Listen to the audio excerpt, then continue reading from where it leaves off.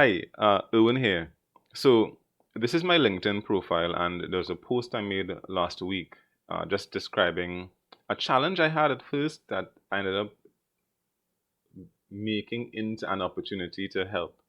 And so, it was a pretty basic thing. I was going to register birth of a child, and that photo actually is me standing up outside of the trailer that they use to register people, like the little one of those containers, that shipping containers.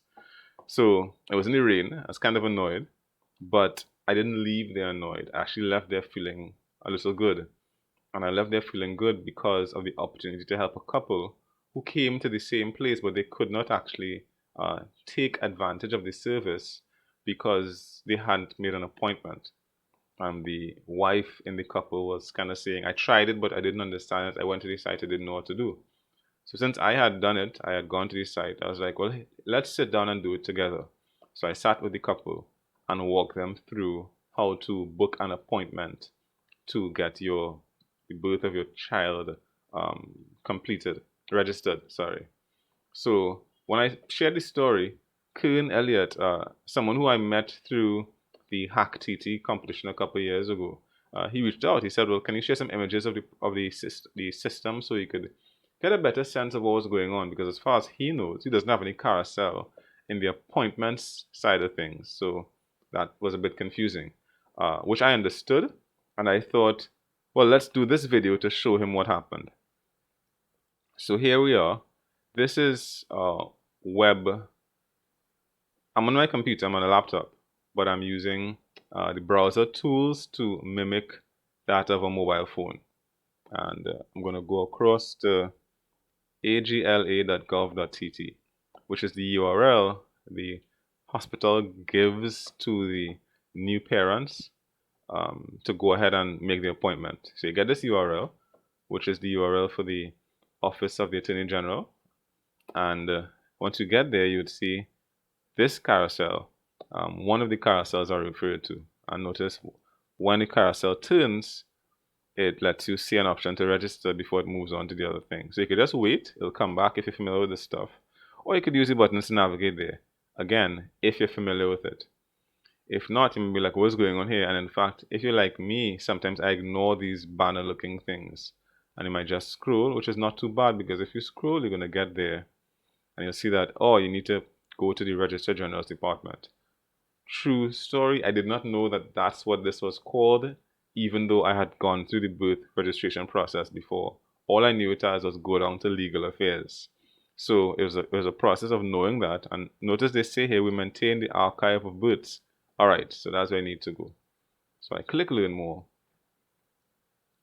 And once you go there, it then takes you to another page within the same Attorney General site, and eventually another carousel loads. The carousel is trying to be helpful because if you read it properly, it says you can go ahead and get services. Let's go back to it.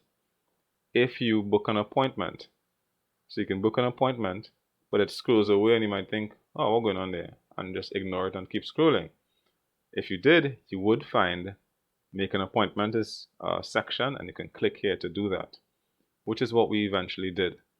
So when you do that, you actually go over to a separate site really, appointments.gov.tt, which is the one I think that Kern and his colleagues at iGovTT would be familiar with.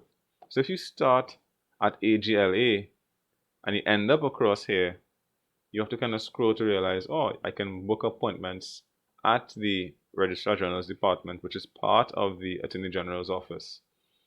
So it's a bit of an information for us. You have to make your way through. And then you need to find the service you care about.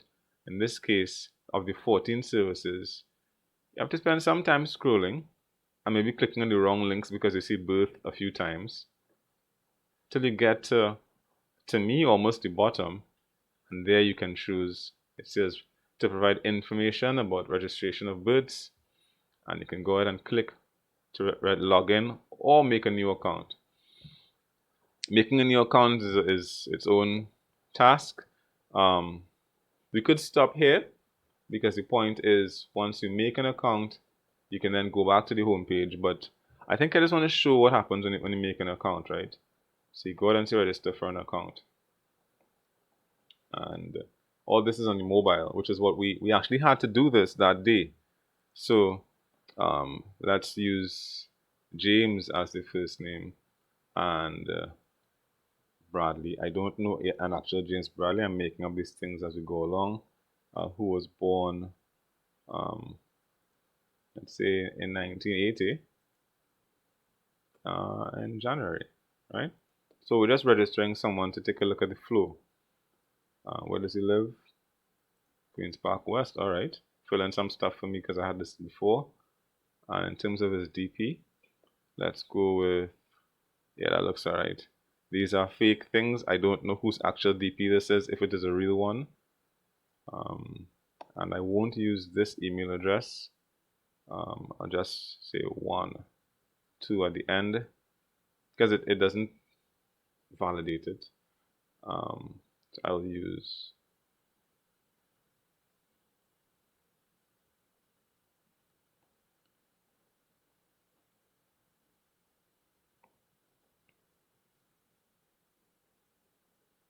nice. So I agree. So all this is what you do to sign up to then create the appointment.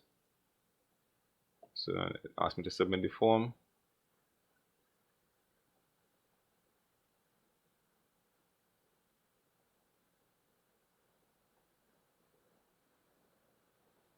Now once that's done, it says welcome to e-appointment.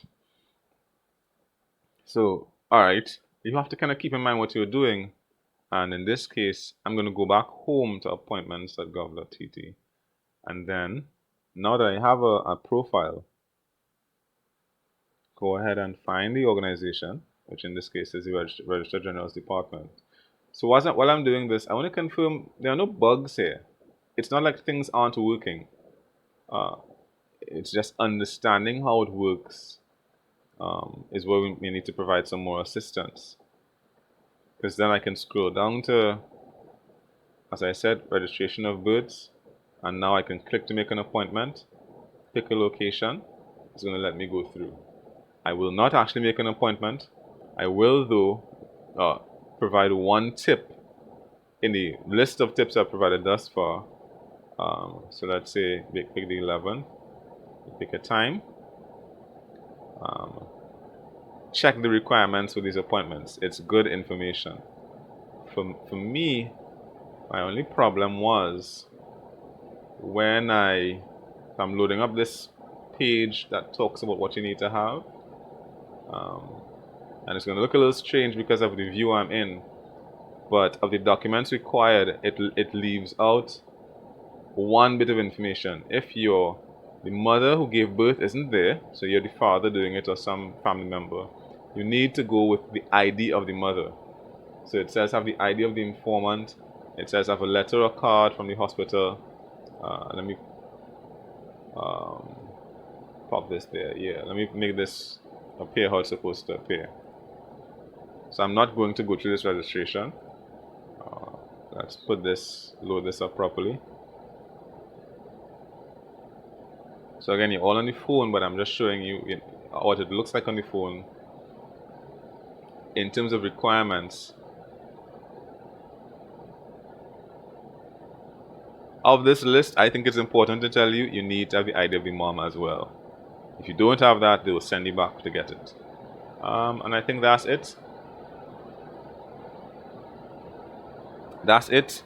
I hope this helps, and I'm glad for the question, Kern. I know you are very proactive. I see you active on the Caribbean Developers channel answering questions, and I think you guys are doing really good stuff and looking forward to see how we continue to build these services for the citizens of the country.